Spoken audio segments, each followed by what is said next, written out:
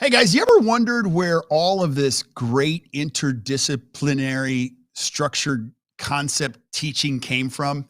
Right now we're exposed to some of the best training in the world. And you ever wonder, where did the greats go to get all this training?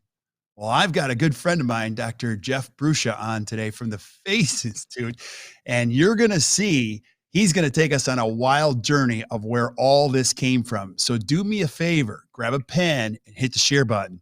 You're going to love this.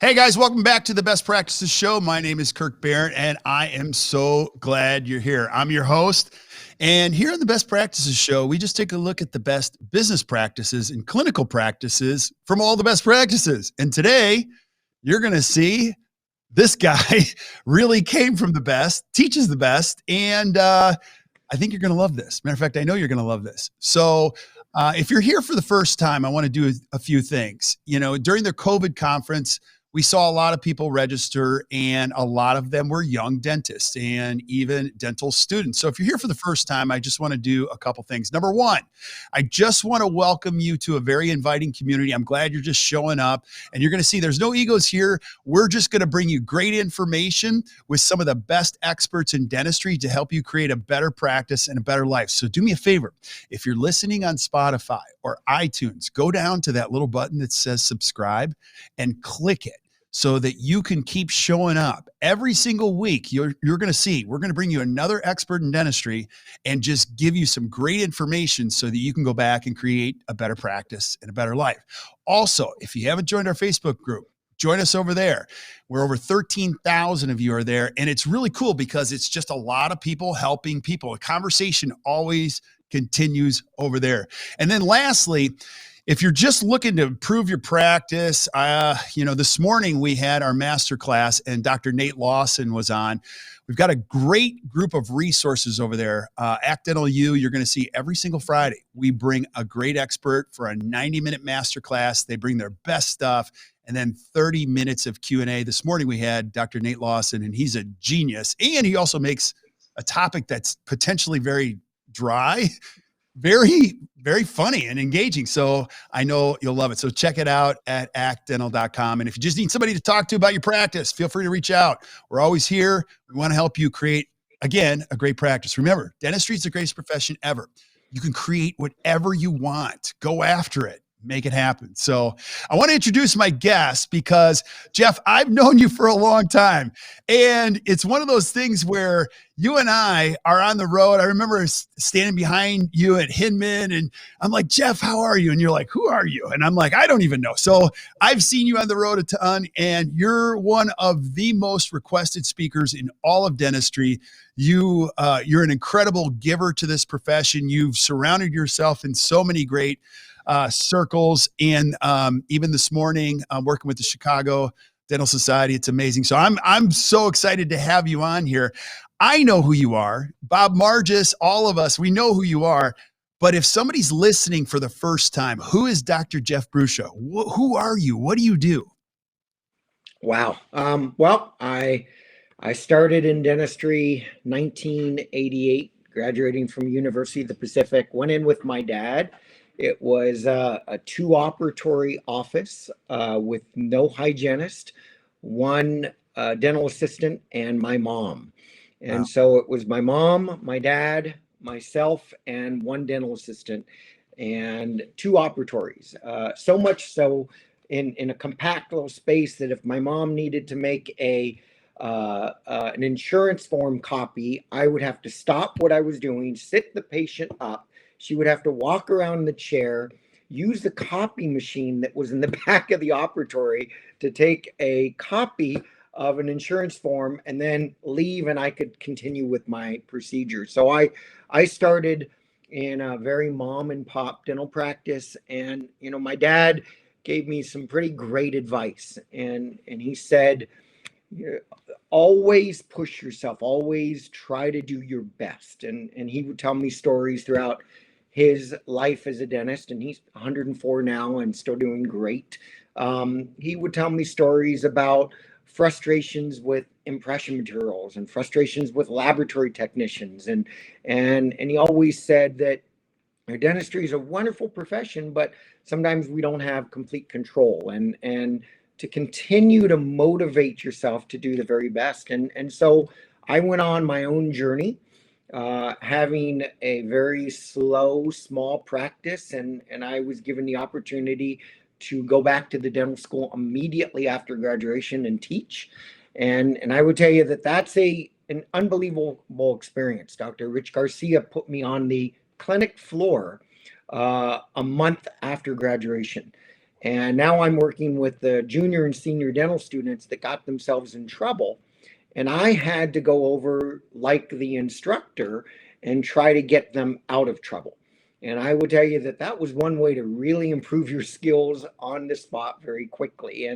And so my journey was always to continue to figure out the very best way of doing things. And so I was able to start with a very small practice with very little pressure, very little overhead, and strive for the best, and search out those people that I thought would be mentors in teaching me the best. And here I am 33 years later.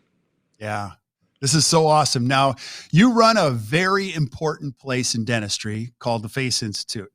And when we talk about interdisciplinary dentistry, a lot of people don't know the stories. Now there's so much great information. Education is obviously a very important part of this industry. But let's go back. The question always becomes like, where did Kokich start? Where did Coy start? How did this all come together that restorative dentists started working with specialists? Like, give us that journey. In 1970, you guys started well, you weren't there. You were there, or you weren't? No, I was not there. I was born in 70. No. But I was 7 years old. Okay, good. There you go. See, you're going to see I'm not the smartest guy. I'm just trying to. But they started the journey back in 90. Tell us how that came together. What was that in 1970 that they started? So there are several great names in dentistry that we've all seen in textbooks: Peter K. Thomas, Charlie Stewart, and so many great names in occlusion, and a term that comes with it some challenges, but gnathology. And gnathology is simply a term that it refers to the study of the movement of the jaw. It's not a scary term. It's studying the movement of the jaw.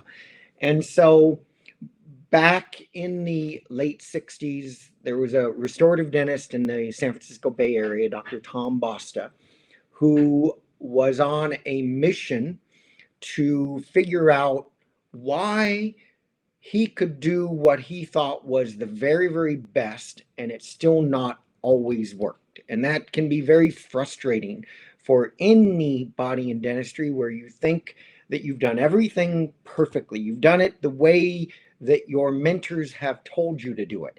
You followed the steps exactly, and things didn't work.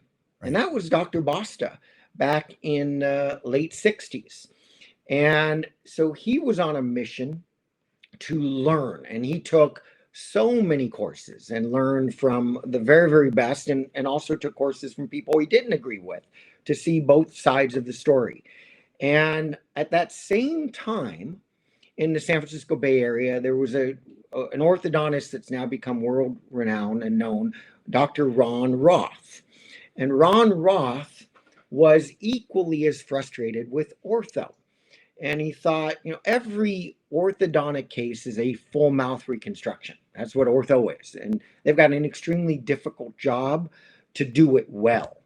And he would be frustrated because he thought he was doing everything exactly how he was taught, everything right. And then he would look at his results and they weren't the way that he wanted them to, almost to the point where he was going to quit dentistry, because he's like, why am I working this hard and then getting this result?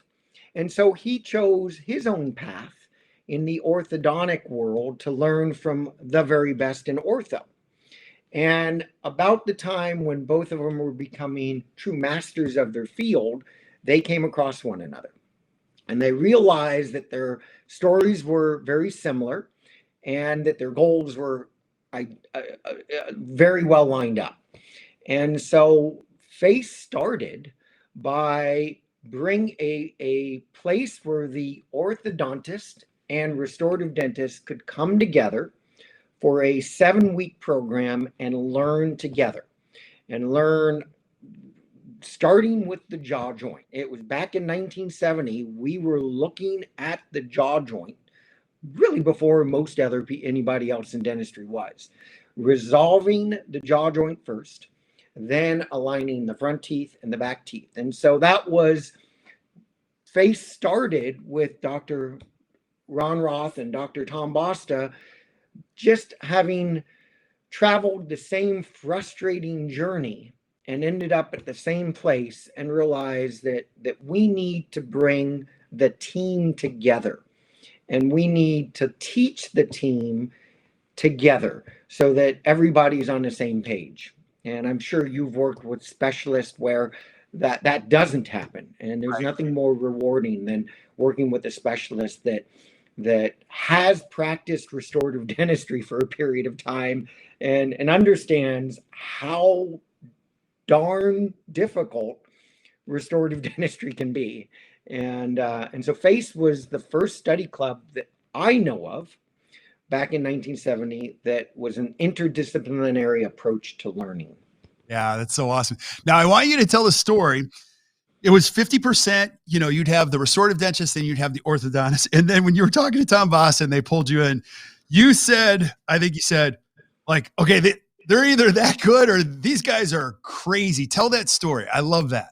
So I was actually teaching out at LVI, and I was working out there and becoming a mentor. And I went to one of the LVI programs, and my big sister in dental school was there, and she said she just signed up for this occlusion program. And it was so of what I was looking for. I was taking some Pankey programs. I was taking some Dawson programs, and this one sounded like it would be what I needed. And so I walked in to the introductory program, because back then it was a 7-week program, and it was a full commitment to 7 weeks over 18 months. Very small group of dentists learning together. And so what they would do was offer a 2-day introductory program so that you could see what it was about before you committed that 7 weeks. And I sat in the back of the room, and I remembered it was 1993, and I remember it like it was yesterday. And I looked at what Tom Basta was saying, and I looked at what Tom Basta was showing, and I'd never heard of any of this. And the things that he was showing and doing were so different than anything I had ever been exposed to. I thought either these guys are crazy or they are that good. And so part of my 7-week investment was to figure out which of the two they were.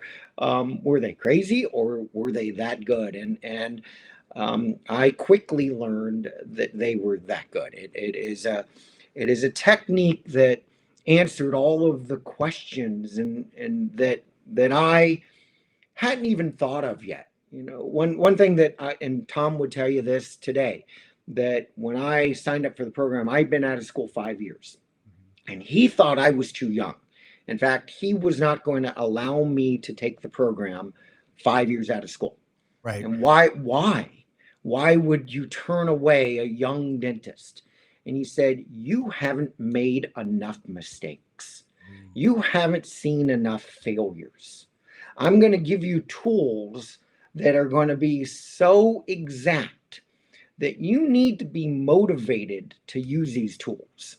And if you haven't seen things go wrong, and if you haven't seen work that you've worked hard on fail, you may not be motivated to use the tools that I'm going to give you. And that's a challenge. I mean, you have to have failures Right. before you really, and some of us accept failures and some of us don't. And I'm one of those that if something fails, what in the world did I do wrong? You know, what could I have done differently to prevent that from happening? Right. And so that's really what F.A.C.E answered for me. Yeah, I love it. And, it was joint dictated. And one of the core principles that you shared with me that I absolutely love, and I want you to explain, you said, like, the whole thing was we don't do anything irreversible until, and finish that, like, because I Yeah. feel like that's a really important piece of this. You're So going to fail, you're going to screw up, but explain that. So, in dentistry, so many times we are do first, think second. And unfortunately, we are not motivated through third party carriers and through some of our education. We're not motivated to think first and do second. Right. And one thing that I really uh, committed to within the F.A.C.E family was that we don't start a procedure until all of the questions are answered. If we have a patient walking in great need of help, we're going to determine in a reversible way whether we can help them or not. And on those rare instances when we can't help them, what I tell that patient is they're going to walk out of the office exactly the way they walked into the office. That if we can't help them, that we have not introduced any damage. And we've all had that patient in the chair Right. that has sat down and said that if you just reshape my mesiolingual triangular ridge of number 3, I'm going to feel better. That's irreversible. You are now married to that case. And so we don't do anything until the entire case has been planned through and confirmed to be very predictable. Right. Yeah, and I know you guys are big on instrumentation, and I'm going to use your words because I think you're brilliant in this. And one of the things with so much education in dentistry right now, one of the things that you shared with me is, dentistry right now doesn't see the need for instrumentation to be as accurate as it needs to be. Like, explain that, because everybody thinks, oh, digital is going to be easy, all this stuff. You still have to have the instrumentation. So talk about that. Yeah. We could get into digital is a big challenge for me right now because if I'm going to change my instrumentation, I need to be able to achieve the same exact goals that I can achieve right now in an analog world.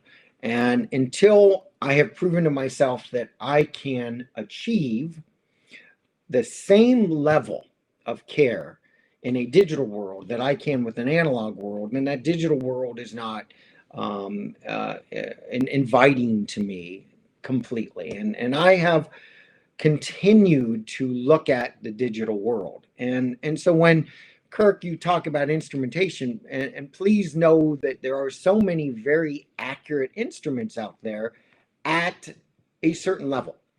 But F.A.C.E was using and is using instrumentations that bring the level of accuracy to a completely different level. It's tools of our trade. And with a golfer, and Tom has used this so many times, and I'm going to steal it from Tom, that if a great golfer just had 2 clubs, that great golfer would probably beat the majority of amateur golfers that had every club in the world. But if you give that great golfer all of the clubs that are available, he's going to or she's going to play at a completely different level. And so dentistry is just like that. And where the frustration has been is that the most accurate instrumentation in dentistry has been discontinued. Why would it be discontinued? the companies have discontinued it because there wasn't a demand for the purchase of that. So what does that say? And so F.A.C.E has had to design and make their own instruments, articulators, face bows, tracing instruments, because we could no longer buy instrumentation that was accurate enough to achieve the goals that we've set forth at F.A.C.E. Right. And that's a big statement to swallow. Yeah. If you think about it, that the most accurate dentistry in the world is not available to 99.9% of dentists practicing dentistry because there wasn't the demand for it. Interesting. Now, I think another piece of this that's really important, I share with you, I love the power of story. And I want you to go back when you talk about the origin of how all this stuff came in, the methodologies and the thinking. You know, when Tom Basta started this path, he went down and started to work with Peter K. Thomas in his office as a lab tech. Now, please explain to other people that are listening, who was Peter K. Thomas and why was he such an important part of dentistry's journey, or in your journey in this? Peter K. Thomas was a dentist out of Beverly Hills that back in the 50s, 60s, 70s, probably the most famous dentist in the world for his goals of achieving excellence in restorative dentistry. And that's the best way to describe Peter. And so back in those days, a young dentist would find a mentor, and that young dentist would do anything possible to learn from that mentor. And so Tom identified Peter K. Thomas as someone that could teach him a lot. And so he was going to do anything he could to learn from that mentor. And he would fly down to Beverly Hills every weekend, and he would sit in Peter K. Thomas's lab. And anybody that knows Peter K. was known to be not only a premier dentist, but a premier lab technician. Peter loved technicians. If you were a technician and walked into his office with a challenge, Peter would drop everything and just sit down and start waxing and helping that technician. And so that's what Tom did. He was going to learn from the best at that time and then bring that back to his patients and his practice. And so that was a huge commitment that he would sacrifice so that he could learn what he wanted to learn. That's awesome. And then Charlie Stewart, obviously, when it comes to instrumentation, how did that come together? Yeah, so Charlie Stewart was another Southern California dentist, all in the circle of nathology, and nathology was supposedly born in Southern California.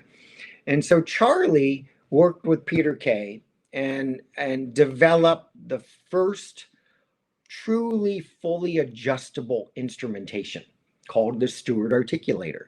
F.A.C.E taught with the Stewart articulator for many, many, many years. I learned under the Stewart articulator, and I did hundreds of cases on the Stewart articulator. And so that was the instrumentation that was developed back in the 50s and 60s to allow people like Peter K. Thomas and Tom Basta to practice at the highest level.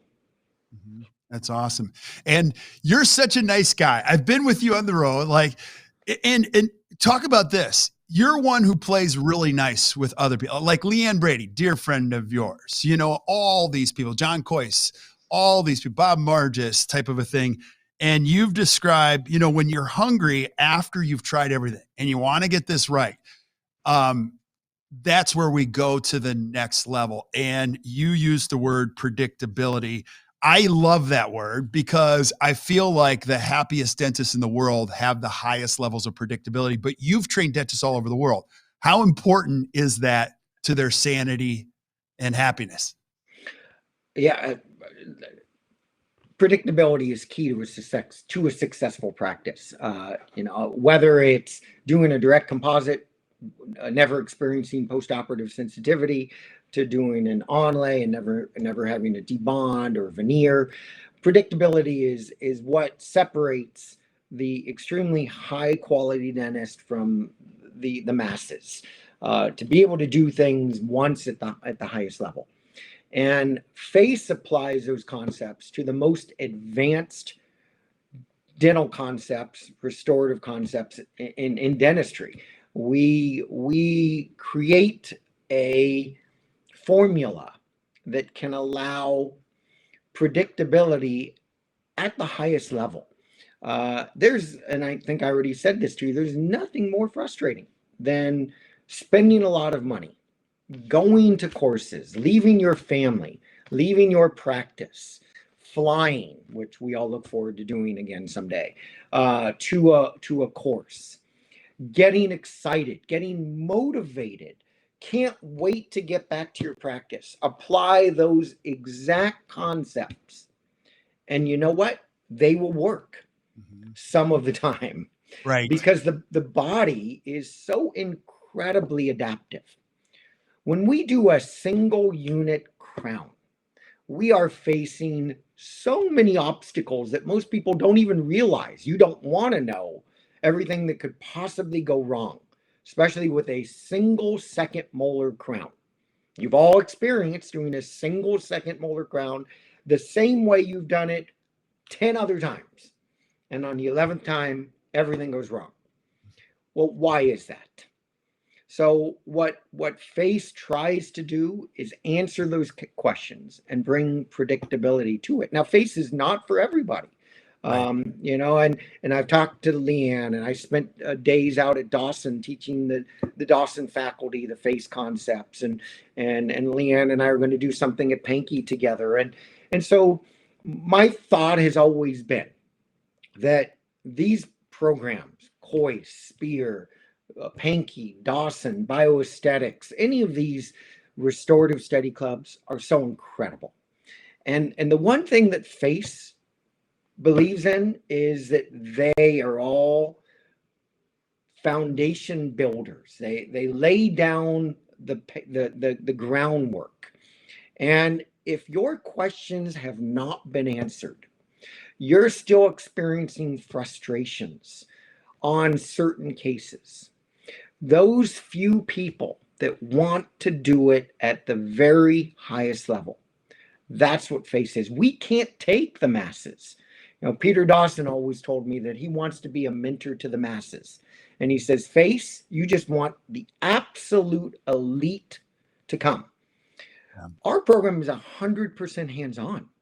You know, you are in a dental chair as either the patient or the doctor most of the time that you're in F.A.C.E.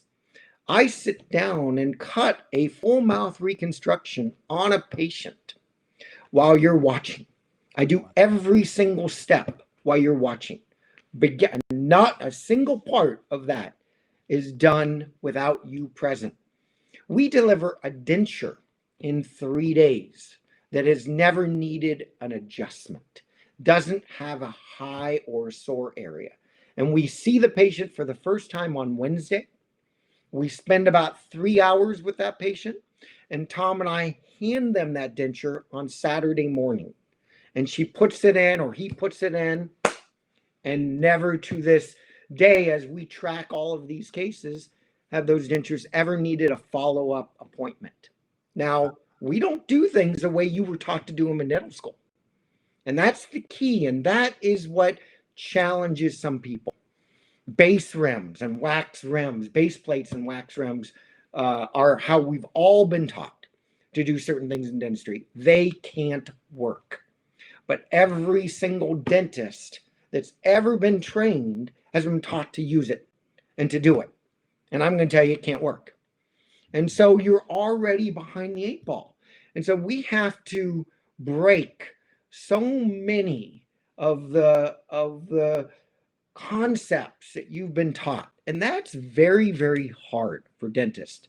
I always say when I'm introducing F.A.C.E concepts to dentists in a short introductory program, I said, everyone in this room is going to be faced with a challenge at the end of this introductory program. In the next 8 to 16 hours, am going to show you that there's a better way to do things, but it's going to require a tremendous amount of dedication and practice. And if you get up right now and leave, you will have not been exposed to that. And you can go back Monday morning and continue doing things like you've always done. But if you stay the next day or two with me, how do you go back Monday morning and fall back into that rut when I've shown you that there's a better, more accurate, more predictable way of doing it?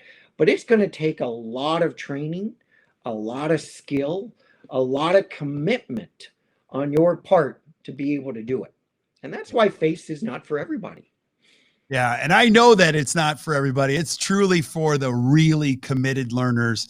And Peter Dawson pulled you aside one time and he asked you if you were familiar with ice skating. Can you tell that story?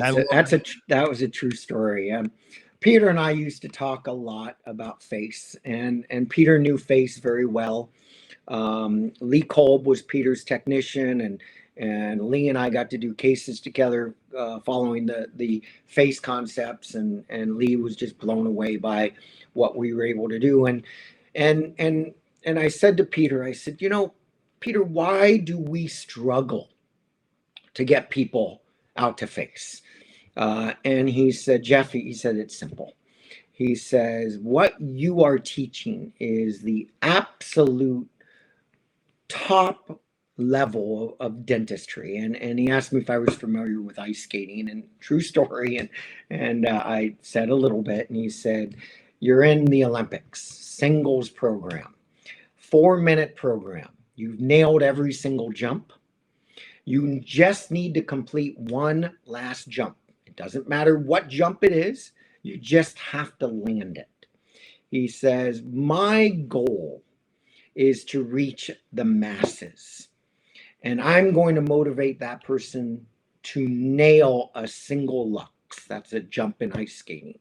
He said, F.A.C.E, you're going for the triple lux. In the last 15 seconds of a 4-minute program, you're going for the triple lux. And Kirk, it reminds me of something. You had Newton Fall on. Yes. During the closure. And I was texting Bob, because Newton, Bob, and I are all great friends. And I was so excited about something Newton was saying. Newton was simply doing direct composites on posterior teeth. But he said a few things that I don't even think was caught by the majority. He talked about putting contacts on inclined planes.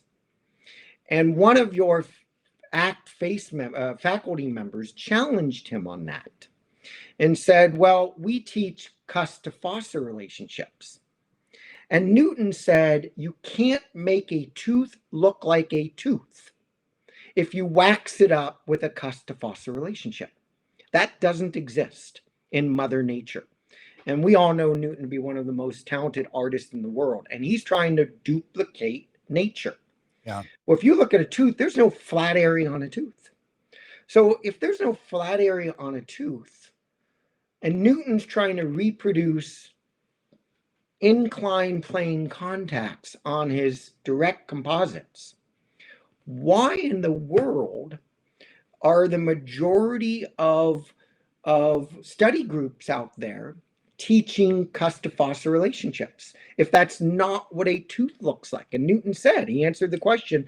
I was watching live. He said, but that's not what a tooth looks like.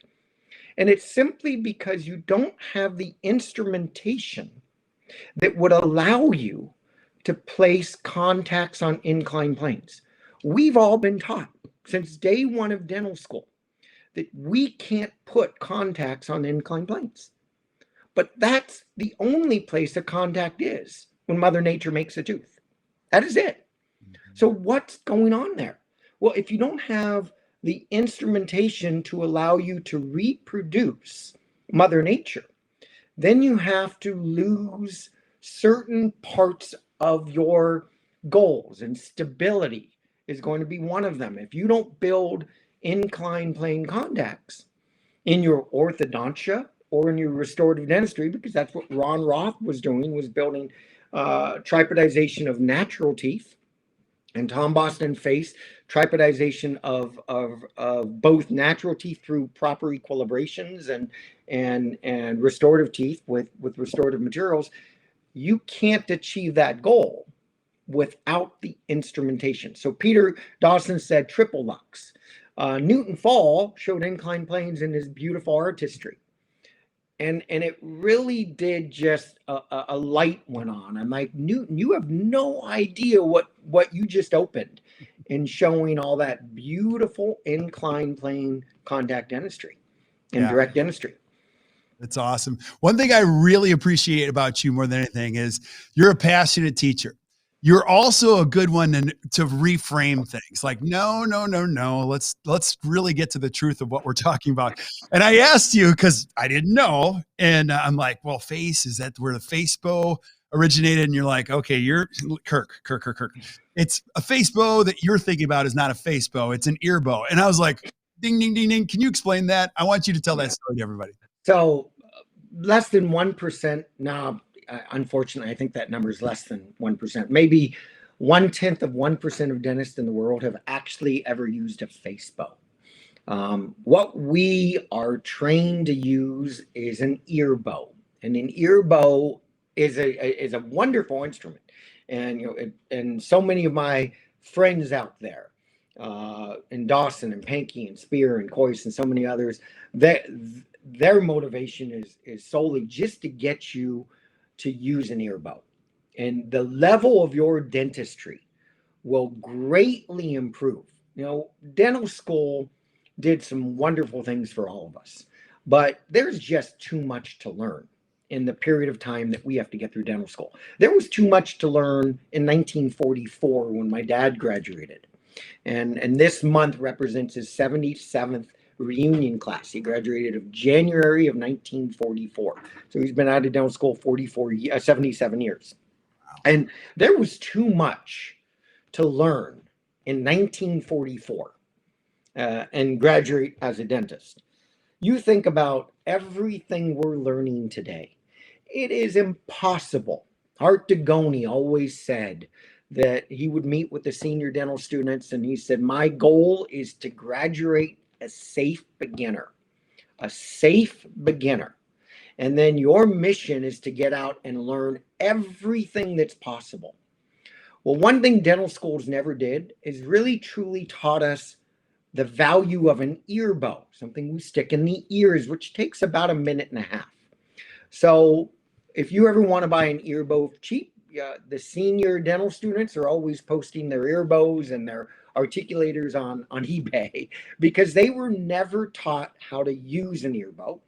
Or even if they were taught how to use it, they never were given the value of what an ear bow can do for the level of your dentistry.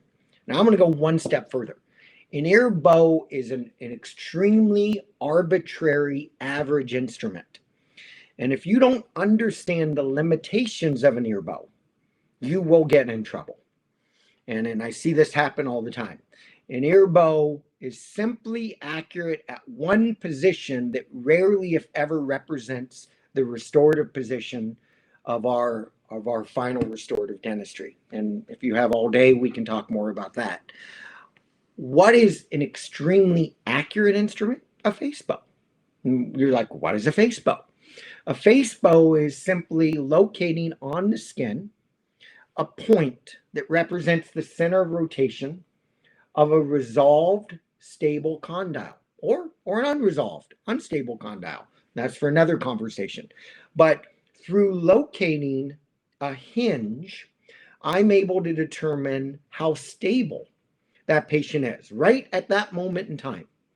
And then I can put a little mark on the skin and take a record.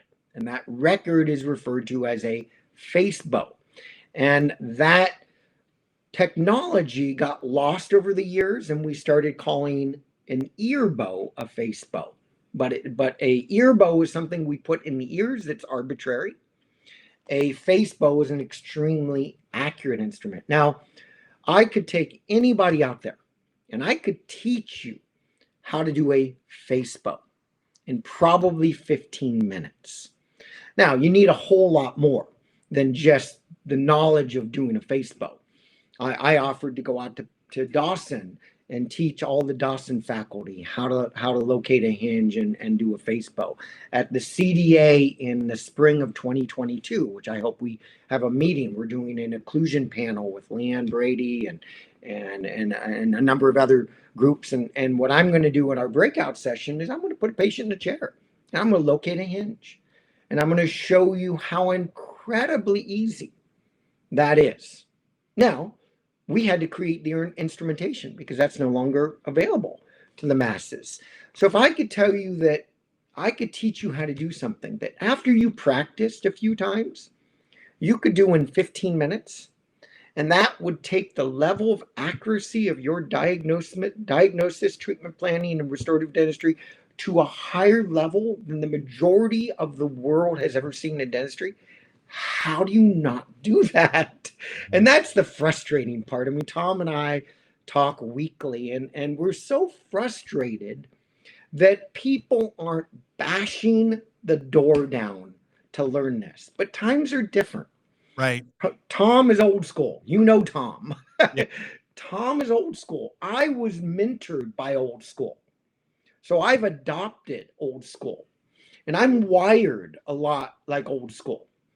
And so I just have an incredibly difficult time understanding why people aren't bashing the door down. But Kirk, what we do at F.A.C.E isn't sexy. You know, we're it's a small group of people. It's a family. We get together. We learn together. We eat together. We drink together. We have fun together. But it's a family. Yeah. And it's not sexy, but it's and at the end of every day, you feel like shit. You don't feel like you just went to an Anthony Robbins program. Right. You are so overwhelmed with what we showed you, and it's not on slides. We're doing everything on patients in front of you. Everything. Wow. Now, how can we do that? How can I sit a patient down at every level 3 program and prep from beginning to end? Diagnosis, treatment planning, full mouth preps, impressions, mountings, case delivery. How can I do that time after time after time on a living, breathing patient, the most advanced dentistry in the world, with 20 people in my space? Because it works. And I love everybody out there, and we all represent a place in dentistry. We all do. Everybody out there represents a place in dentistry. Even the people I don't agree with represent a very important place in dentistry. And I'm the good cop, bad cop. I'm the good cop. Tom's the bad cop. And I respect everybody out there. But I will tell you that nobody out there has the confidence or predictability to deliver a denture in 2 days, to do a full mouth reconstruction with everybody. I mean, dentistry is hard. Right. The level of dentistry that I do is hard. And I'm doing it with everybody in my world, crawling down into the patient's mouth, looking. And so everything we do is it works. Right. Now I have to ask you, and you and I have never talked about this. So as you guys have gone on this or been on this journey, where does Airway fit in? Has it always fit in? Is it the new thing? Like when you hear the word Airway, tell me what your thoughts are. Airway is sexy. It is. Everybody's talking about Airway. And everybody agrees Airway is important. And F.A.C.E agrees Airway is important. We've got on our faculty, I think, one of the smartest men in the world in Dr. David Hatcher. David Hatcher is a radiologist. He was one of the first true specialist radiologists in the world. His entire commitment in his early programs were committed to jaw joints and degenerative joint disease. Dave is also a consultant down at Stanford in the Airway clinic, and in his world as a radiologist, he's written one of the programs that looks at airways within a CBCT, which has some limitations. But I talk to Dave about this all the time. And bringing a jaw down and forward in an occlusal appliance. And I actually, you guys had Jeff Rouse, March or April or May. Yeah. And I saw that program. And I think what you guys did over the shutdown was great. And all these people are good friends of mine. I've been at Jeff's house drinking margaritas with him, and we've been on panels together. When Jeff and I used to be on panels together, Jeff was appliance. And here I am being frustrated with seeing patients that are in appliances and their joints are, on the less adaptive patients, melting away. And Jeff said something in one of the ACT programs, that no longer is appliance therapy the solution to the problem. And I jumped out of my seat and I screamed and yelled at 8 o'clock in the morning. I was so happy to hear Jeff say that. And I actually rewatched it a couple times when you made that recording available, because I wanted to make sure I heard exactly what I thought I heard.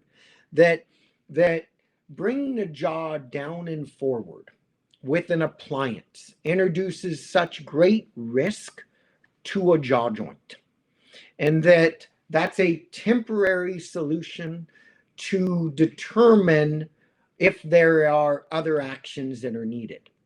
Anybody that started their career studying jaw joints, and I started my advanced restorative dentistry career in 1993 studying jaw joints, and I took an oath to protecting the jaw joint.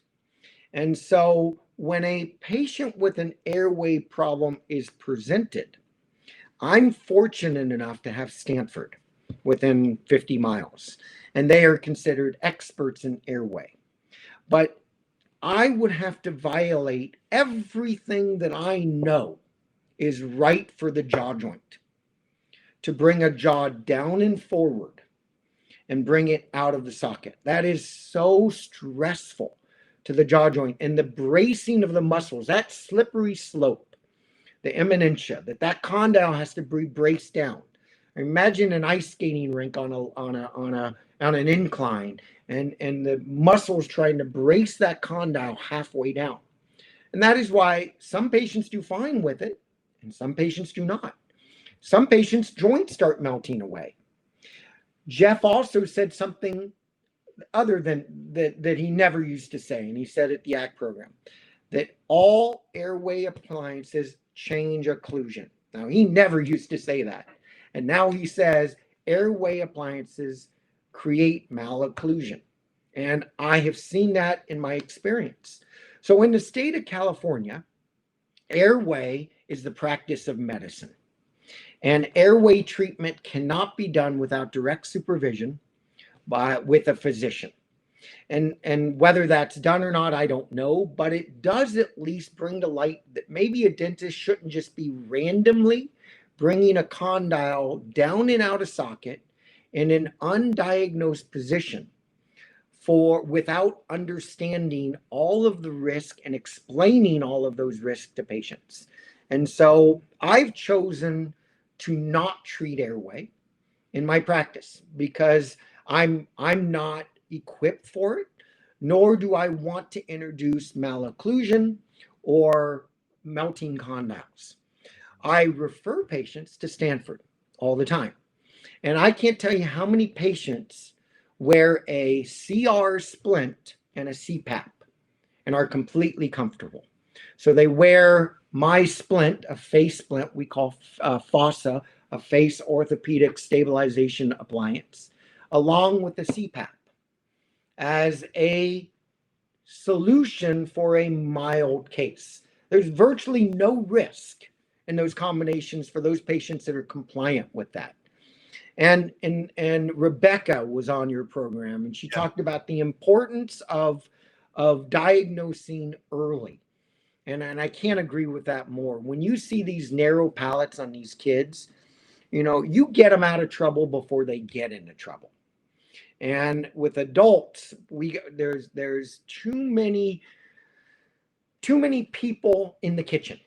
And dentists have a place in maybe the diagnosis, but I don't know if dentists have a true place in definitive treatment unless you're skilled and trained in surgery, in other areas of dentistry. I am not. And I took an oath to protect the occlusion and the joint. And most concepts that I hear presented to restorative dentists without truly understanding the risk may introduce risk without necessarily the knowledge behind them. So I believe in Airway. I believe it's important, but I don't think that it's as easily treated as so many programs make you think by just bringing the con down and forward. Right. Good. I love your perspective. Love it. Now, you've brought a lot of different components to F.A.C.E, the adhesion, the occlusion, and I want to have you back and talk about some of those things. And I know I only get you for so much time, but I want you to talk about the future of dentistry. You know, if I'm a young dentist and I'm watching Jeff, what do you want to say to a 32-year-old dentist who's watching right now, who has 3 decades of practice in front of them? I wish I knew now. Well, I wish I was 32 and know what I know now. Right. I have committed more time than I would ever ask anybody out there to dentistry. I've committed my entire life to dentistry, and that's not fair to ask anybody. But I go to work every single day, so excited about what I'm going to do. And what's the majority of my day? The majority of my day is porcelain onlays, immediate dental seal, margin elevations, direct composites, basic everyday dentistry. But I will tell you that with my understanding of F.A.C.E dentistry, it takes that single unit crown on number 31 and makes it so incredibly easy. It takes that chip of that upper front tooth where that composite keeps chipping off and chipping off. And I'm able to dig deep into my F.A.C.E training, and I know it wasn't the bonding agent or the composite I used on that. It was function. Function is the foundation for predictable, long-lasting, stable dentistry. And I would say that if you want to absolutely enjoy your craft, put aside the money, put aside the business aspect, put aside everything else. You just want to enjoy your craft. You want to love every procedure you do, no matter whether it's a single unit crown, a 3-unit bridge, or full mouth reconstruction, or an upper denture or hybrid bridge. If you want to be able to put that dentistry in and not have to see that patient again for adjustments or problems most of the time, and I will share with you the cases that you will most likely see those patients again, and you'll be able to tell the patient that because of something about your case, I may need to see you again to do a slight adjustment. And someone said this on one of your programs: it's better to talk about it before than after. It's an apology if it's an after. It's a explanation if it's before. I can't remember the exact way it was said, but managing patients' expectations is all about understanding the predictability of what you do. Yeah. Now, I've never advertised a day in my life. I'm not on Facebook.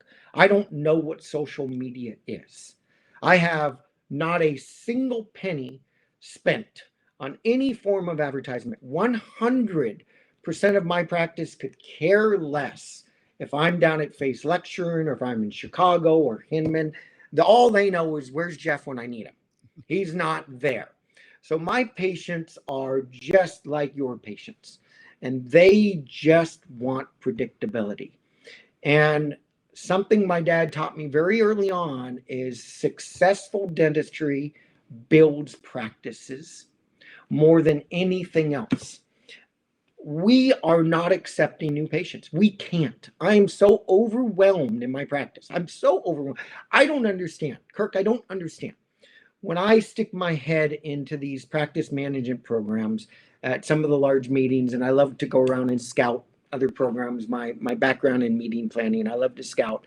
And I hear these people say, we're going to bring 50 new patients a month to your practice. What the hell is wrong with your practice? Where are all your patients going? If you need to bring 50 new patients in, I can't bring one new patient in. And so it's always a favor for a referring specialist. And I mean, patients beg. Yesterday, I went in after the Chicago Midwinter meeting and sat down with Wendy, and she's like, I've got 2 of these patients just begging to come in. And I'm like, Wendy, do we have time to see them in our schedule? She's like, not until May or June. You know, do you want to see them after hours? Well, sure, I'll see them after hours. Now I see them after hours, and they need something, and they're going to want it tomorrow. And how do I do that? So a successful practice is one where you keep all your patients on a daily basis. I see patients that have been coming to our practice since the 50s, 60s, and 70s. All of my dad's patients that are still alive are all part of my practice. They don't know who I am. They just know that they like the way we do things. We do them once, we do them right. Occlusion always comes back to that. If you don't understand function, if you don't understand occlusion, nothing is as exciting and rewarding in dentistry. But it's a tough subject. It's not sexy. It's hard. It's not a week journey. It's not a month journey. It's a lifetime journey. I love taking courses on occlusion. I still learn things. I've been doing the highest level of occlusion for 25 of my 33 years, and I'm still picking up something on every single class I take. So, you know, for those young people, take a good look at your practice. What's working? What isn't? Where do you want to be in 5, 10, 15, 20 years? The majority of people that come through F.A.C.E are in their last trimester of a dental practice. And they have chosen to practice their last period of time doing the best dentistry in the world. And you know what they all then say? Why didn't I do this earlier? Awesome. But they spent 2/3 of their career doing things that they were frustrated with. And they keep hearing about F.A.C.E and keep hearing about F.A.C.E and keep hearing about F.A.C.E. And finally they do it. And like, why did I wait so long? I think what we teach at F.A.C.E should be the first week of dental school, but it's not, and it can't be. I think it should be the first week when you get out, but it's so different than what you've learned and what you hear Frank Spear and Leanne Brady and John Coyce and all of my friends out there, John Cranham and I mean, these are all great people and they're all my friends. But the message I have is so different that it's interesting to read my reviews. You either embrace it or you reject it. And it is much, much more difficult to embrace it than it is to reject it. And I get that. And so that's why when I'm out with you, I don't lecture on F.A.C.E. I can get to a room of 1,000 and I can talk about bonding and adhesion. And that's fun for me too. And that's what I do all day long. But you and I want to please the audience, don't we? We want that reward. We want to be liked. We want to be well received. Well, in my 28 years of teaching on the road, I've realized that when I talk about F.A.C.E, I am not well received. It's too bitter of a pill to swallow. It's just too different. And so why in the world would you need to do something? Why does F.A.C.E see the need to do it so differently than anybody else out there? And I don't have an answer for that. But I do respect everybody out there. I do. And every one of them creates a building block towards excellence. Yeah. And I would never say anything negative about any program that encouraged a dentist to learn and improve. Yeah. Our program is just a bigger wall. Yeah. Now I want you to talk about that. And again, you said this at the beginning, it's not for everybody. And the cool thing is that your heart for teaching and all, I'm just going to say, if you're listening to this or watch this, you got to see Jeff teach. I mean, it's incredible what you do. And I also want people that if they're listening and they want to check out more about F.A.C.E, how do I get involved with F.A.C.E? Where do I go? Where do I start? What's the first level look like? Well, so I'm going to just go full disclosure. Okay. When you go to other websites, they're quite impressive. So remember my practice when I started off, it was my mom, my dad, and I, Father, Son, and Holy Ghost. And we weren't sexy. The building was old, but the dentistry that came out of that building was incredible. Well, I would tell you that that's one of the challenges with two people that are set in their ways, Boston and myself. We don't have a sexy website. We don't. And nor do we want to spend tens of thousands of dollars. We want to stay alive. We want to be alive. We want to be out there for those people that want to come see us. And, F.A.C.E right now is volunteer for Tom and I. We're there for the people that want to come out and spend time with us. I moved it from Burlingame down to Tarzana. If you don't have any idea where Tarzana is, it is about 12 miles up Highway 101 from Burbank. And so you fly into Burbank or LAX. If it's LAX, you drive up about 40 minutes. If it's Burbank, you drive up about 12 minutes. And a dear good friend of mine, Bruce Crispin. And Bruce Crispin started the UCLA program, and then Ed McLaren took over and did wonderful things that took over with Bruce's hard work.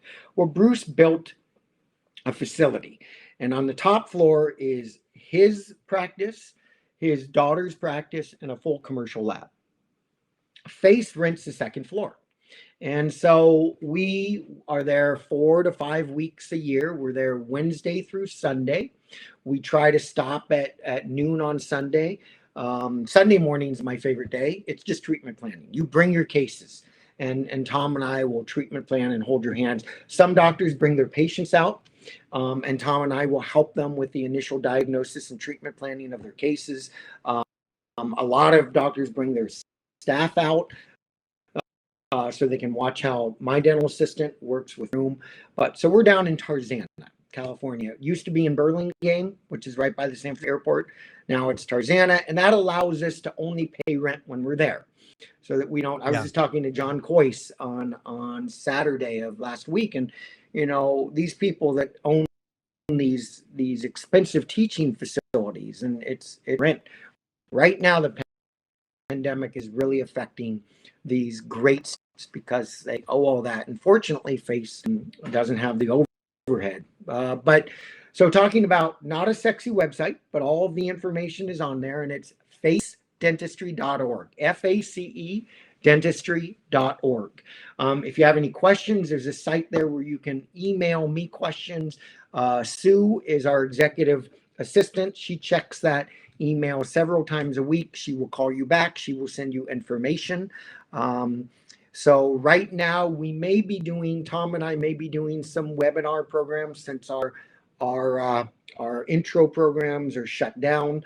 But once we get ready to go, we can't teach F.A.C.E on webinars. Yeah. We can only introduce you to what F.A.C.E. You have to be with us. Yeah. 1 week, Wednesday through Sunday. Level 2 is 3 weeks over usually 10 to 12 weeks in between each time, where you've got a ton of homework. I mean, it's just like going back to school. And if you come in the second week not having practiced the tools and the techniques we taught you, you're going to get lost. And then you just go through the motions. Level 3 is 4 weeks. So we've got 1 week, level 1, 3 weeks, level 2, 4 weeks, level 3. And we take, awesome. 8 or 10 people maximum in each program. Yeah. That is awesome. I didn't know you were in Bruce's facility. So long story, I mean, I started ACT 25 years ago, and Bruce gave me a place. So Bruce and Christy were there. That was before she went to dental school. And Bruce was like, yeah, come on in. And Sarah and I were living in Hermosa Beach, California.